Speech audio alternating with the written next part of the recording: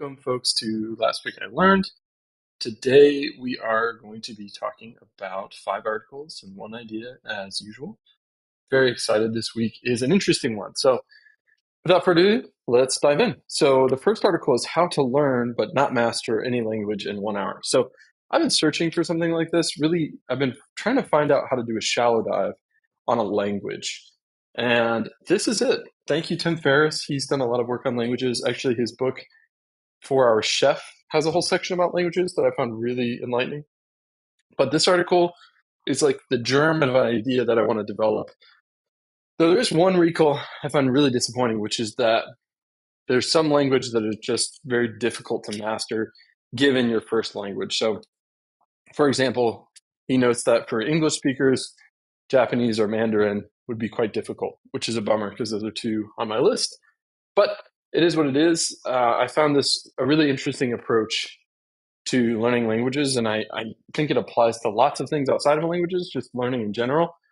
But I'm going to be thinking more about this, and I actually wrote an article based on it called Learning as Maps, something like that. You'll find it on the website. If you just go to Last Week I Learned, it should be one of the first ones that pops up. So really fun, really interesting. And I'm just going to read the quote. How is it possible to become conversationally fluent in one of these languages in 2 to 12 months? It starts with deconstructing them, choosing wisely, and abandoning all but a few of them. Disappointing, but wise words. Next is Islam and Russia. So I'm very ignorant about Russian culture in general. I'm trying to learn more, trying to understand Russia. And there's just huge gaps in my historical knowledge of Russia, especially relating to the USSR, that I'm trying to patch up. But one gaping hole has been the influence of Islam in Russia. And I think another kind of connective tissue is the influence of Islam in Southeast Asia. That's another area I don't understand with regards to Islam. And so I found this article enlightening. I actually ended up using Metaphor, that search engine I talked about, to do some more deep dives here. And those will probably trickle in as I go. But super interesting kind of interactions of two cultures I don't put together in my head, Russian culture and Muslim culture. Very interesting. This is a good starter article. I recommend, if you read it and like it, to dive in more. I might share a list of articles that I'm reading about the topic going forward. I might do that more often, as just drop, what I've read and what I found. So this is kind of a shallow dive for you, pre-picked. Next up is the most important thing to understand about cues. I feel like in this article, I'm kind of assembling tools for thinking, right? Or in this newsletter, I'm assembling tools for thinking, right? So I'm assembling the first tool is about languages, how to think about deconstructing them. The second one is how to think about a very important, political player, Russia. This one is really about how to think about all the cues in our lives. And before we get too far, and I want to point out that while a cue is a topic in computer science, there are cues everywhere, right? When you go to, oh God, now I'm thinking about this. Any line is a cue, traffic is a cue. I've realized my to-do list is a cue. There are cues everywhere, and understanding how they work is really fascinating. So one of the things that I've applied from this article is understanding that my to-do list is endless. So previously, I was testing out trying to have Mondays as my days for communication. I still am probably going to do this, but my goal is to get to inbox 0. And what I learned from this article is that's futile. Basically, if you have a queue that is near 100% throughput, which just means basically it can't keep up, the queue is basically infinitely long. So that's what I put together is my to-do list is infinitely long. I never quite keep up. And so this inbox 0 just was impossible, was a futile task. And so I think what I'm going to do is just have my Mondays as days where I do email, kind of themed days more than inbox 0 days. So that's what I took from this article. I'd be curious to see what other people get from it. Next up is called Korean Me. So I heard Bobby Hundreds for the first time on the Tim Ferriss podcast. He makes an appearance with that language article, our first one. And I was super impressed. Bobby Hundreds is kind of a visionary streetwear creator from Los Angeles. And I was so just, I don't know, his business mind is impeccable, and his understanding of culture is just really nuanced. And so I found it super interesting because in this article he like turns the lens back on himself and tries to understand who he is, who his culture is, what his upbringing was, like his era, where things are going next. Like I just think he hits a lot of fascinating threads here, and it's worth a read. I highly recommend following his newsletter. I'm surprised. I'm not a big streetwear person. I'm not a big fashion person, but I've gotten so much out of his work. This guy is kind of a polymath, like thinks across a lot of fields at a really high level. So I highly recommend it for the very least of understanding a very important culture. Korean culture has gone worldwide. And I think what's really interesting about this article is it's in some ways a counterfactual about the way things were and could have continued to be, right? Like Korea was not a relevant global player in terms of culture 20 or 30 years ago. That has been a really thoughtful, concerted effort, and it's been incredibly successful. And I think it's super interesting to see the then and now kind of set up here through the eyes of a specific person. All right, last article, a letter to my newborn daughter. So this blog is another one that's worth following. It's called More to That. You've seen a few articles from them. I found this one just really impactful and for kind of a surprising reason. I thought it'd be meaningful because it's like, advice to his child who's just born, like really lovey-dovey, fuzzy, and it is. But what I found most interesting was it defines kindness. And I've never thought about a definition for kindness. And to be honest, the more I think about kindness and gratitude as two kind of concepts, the more I view them almost as spiritual and part of the fabric of the meaning of life. And so it was really, I think, impactful to see this written down. So the author defines it as kindness is what builds friendships. It's what creates long-lasting partnerships. It is the force that develops trust between you and others. And when it comes to relationships, trust is everything. I have not thought enough about kindness. And I think one of the things I find interesting about the nature of kindness is it's at the edges, right? It's asymmetric. A lot of times, kindness is not, I think when we imagine kindness, we think of huge, generous acts, and those are certainly kind. But I think kindness is at the margins, and it's really about the little things you do for people that are in your life. And I think sometimes when we think about being kind, it's overwhelming.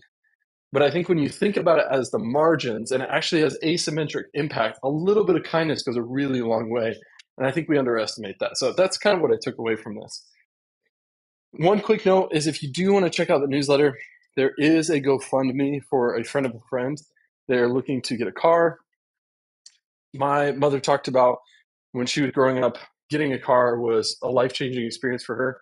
When she was my age, it really changed her world and opened it up. And I'm really psyched about this GoFundMe. I think it's really smart, and I would love the chance to kind of add fuel to the fire if you are able to and interested in donating to help this person get a car. It's a huge deal. So I'm going to take a quick detour. Normally I talk about the idea, but today I am going to talk about the shows I'm watching. And I'm not even going to talk about the books I'm reading, which is surprising. I haven't read much. I've been watching shows, and two of them have really stuck out. One is called Dark. It's basically a German version of Stranger Things. Very interesting, very high quality show. I recommend watching it just for great cinema. All right. The other one, though, Lucifer, I've been thinking a lot about this show.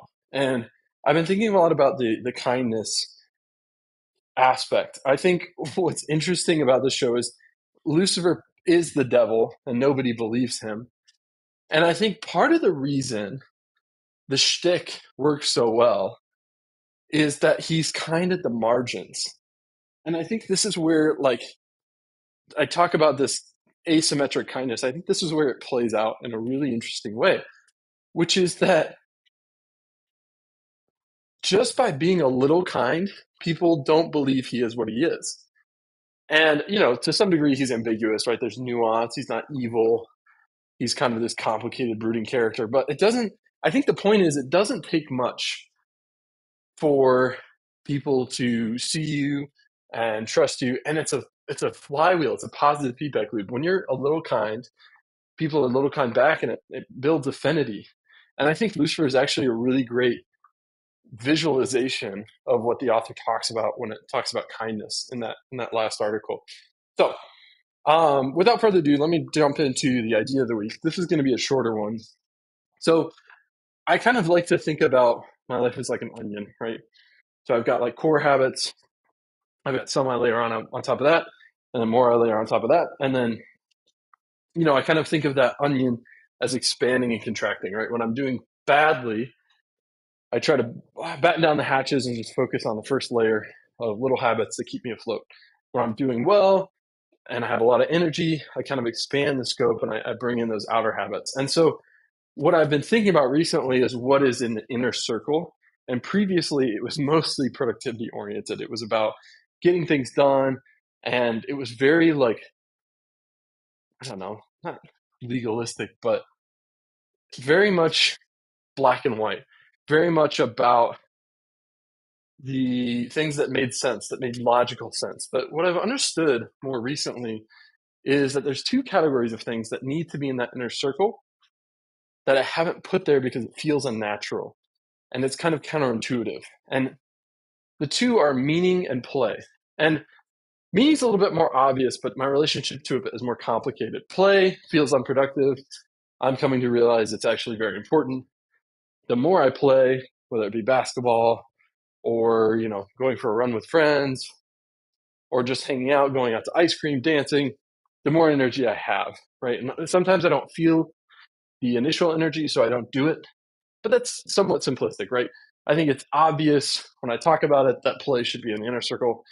It's just sometimes hard because it doesn't feel productive. Meaning is a little bit more complicated. I think that meaning feels like it is something you should do, and therefore it gets pushed to the edge of our lives, I think. And I'm realizing I need to bring it more to the center, and it's very difficult to do because it's very vulnerable.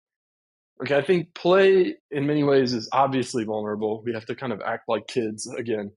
But meaning is putting some part of you on the line. And that's, I think when we talk about we should bring meaning to the center of our lives, we don't realize that the reason we don't do it is not because it requires lots of effort, which it does, but because it's vulnerable. When we center meaning in our lives, we make a statement about who we are and what we care about. And that is incredibly terrifying. And so I'm working on bringing meaning to the center of my life. The way I'm doing it initially is I'm volunteering with dogs. Dogs are kind of everything to me. I grew up with them. I love dogs, and really all animals, but dogs and I kind of have a special relationship. So I am starting to walk dogs at a shelter, and it's been incredible, but it is scary because it's a part of me that's, vulnerable. It's hard to talk about it. It's hard to do it. And at the same time, it's really fulfilling. So that is all I have for today, folks. Thank you so much for joining me. And let me know which articles and ideas stuck out to you.